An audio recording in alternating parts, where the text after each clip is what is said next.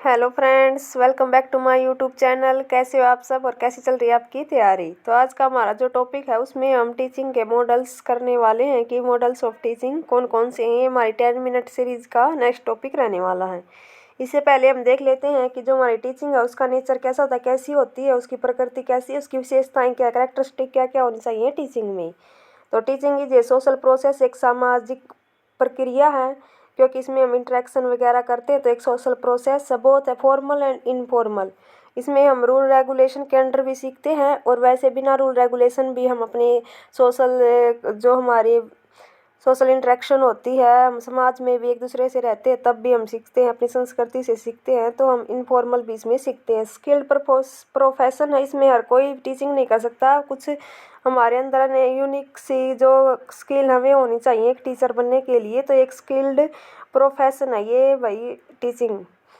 N art as well as science, ये एक कला भी है और एक विज्ञान भी है, क्योंकि टीचिंग हर कोई नहीं कर सकता। इसमें एक अंतर्गत एक कला होनी चाहिए और एक इंसान के अंदर, एक टीचर के अंतर्गत, जिससे कि वो बच्चे को अब भविष्य के लिए तैयार करता है।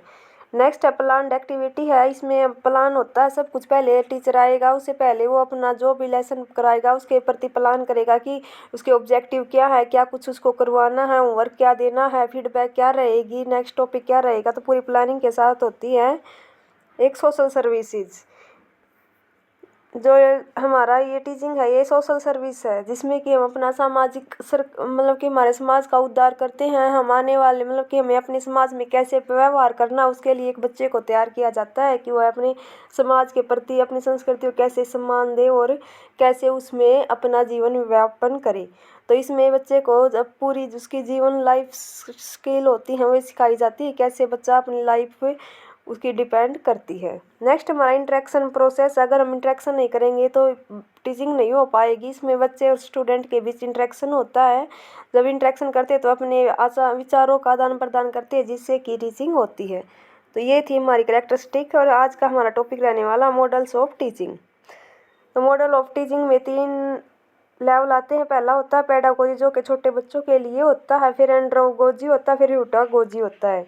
पेडागोजी ये टीचर लेड होता है, टीचर लीड करता है। इसमें टीचर ही डिज़ाइन करता है। रिसेप्टिव मोड होता है कि टीचर बच्चा एक्टिव नहीं होता, सिर्फ वो करता है, जो टीचर बताता वही होता है। नेक्स्ट हमारा एंड्रोगोजी, इसमें सेल्फ डायरेक्टेड होता है, बच्चा खुद डायरेक्ट होता है। ऑब्जेक्टिव बेस्ड होता है, इसमें हमारे ऑब्जेक्टिव आ जाते हैं कि कोई उद्देश्य के लिए हम कुछ कार्य करते हैं। और इंस्ट्रक्टर गाइड, कि टीचर उसको इंस्ट्रक्ट गाइड करता है और बच्चा लेकिन करता खुद है वो सेल्फ से।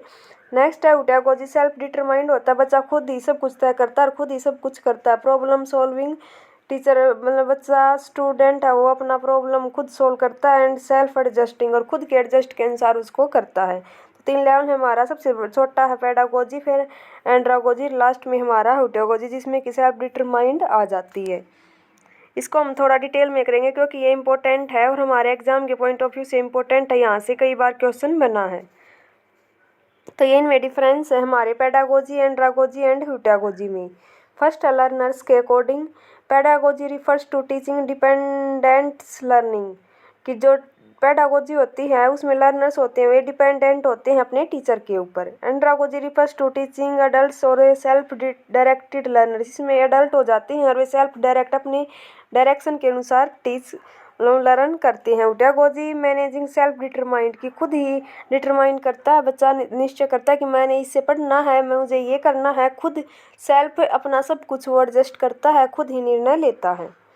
नेक्स्ट है हमारा dependence. The learner are entirely dependent upon the teacher, मतलब पूरा का पूरा इंटरली टीचर के ऊपर डिपेंड होता है इसमें लर्नर्स।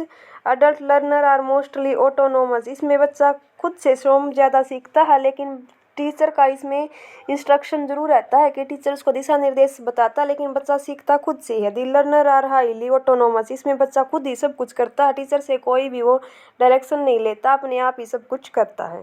नेक्स्ट है हमारा रोल ऑफ टीचर्स, कि टीचर्स का क्या रोल होता है इसमें। तो पेडागोजी में the teacher play a very active role, बहुत ही एक्टिव होता है। जो स्टूडेंट होता है वो पैसिव होती है। How, what and when.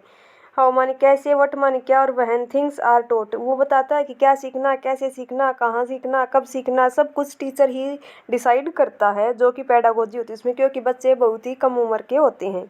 Andragogy होती थी teacher play a passive role as facilitators, teacher एक रोल प्ले करता है इंस्ट्रक्टर का, फैसिलिटी का, और बच्चा पैसिव होता है, मतलब कि बस निर्देश दे देता है, बच्चा अपने आप ही सब कुछ करता है। The teacher develop the capacity of the learners, capability, मतलब इसमें बच्चा में कैपेबिलिटी आ जाती है और खुद ही अपना सब कुछ कर लेता है हुटागोजी में।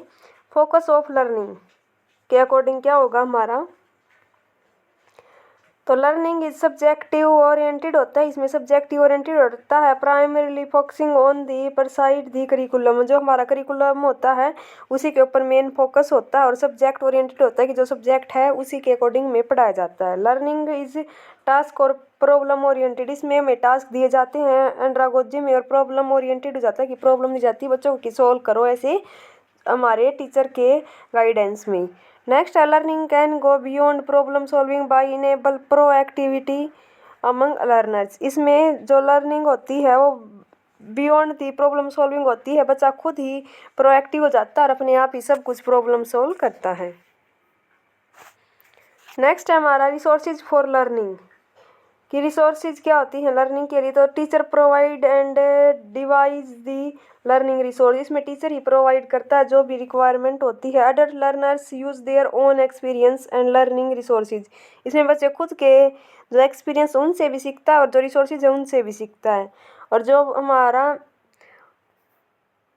हुटागोजी होता है उसमें the teacher provide some resources available तो करवाता है, but the learner select their path by negotiation the learning process, लेकिन उसमें से जो स्टूडेंट होता है लर्नर होता है वो खुद सेलेक्ट करता है कि उसे कौन सा लेना है और कौन सा यूज नहीं करना, तो इसमें इस बच्चा अपना खुद डिसीजन खुद के ऊपर ही लेता है। Participation of learners, pedagogy involve passive reception in learning, कि पैसिव होते हैं इसमें learner, learner actively participate in the learning, इसमें एक्टिव हो जाता है बच्चा। और लास्ट हमारा heutagogy learners proactive participation in the learning process, इसमें प्रोएक्टिव हो जाता है कि खुद ही स्वयं ही सब कुछ कर लेता है।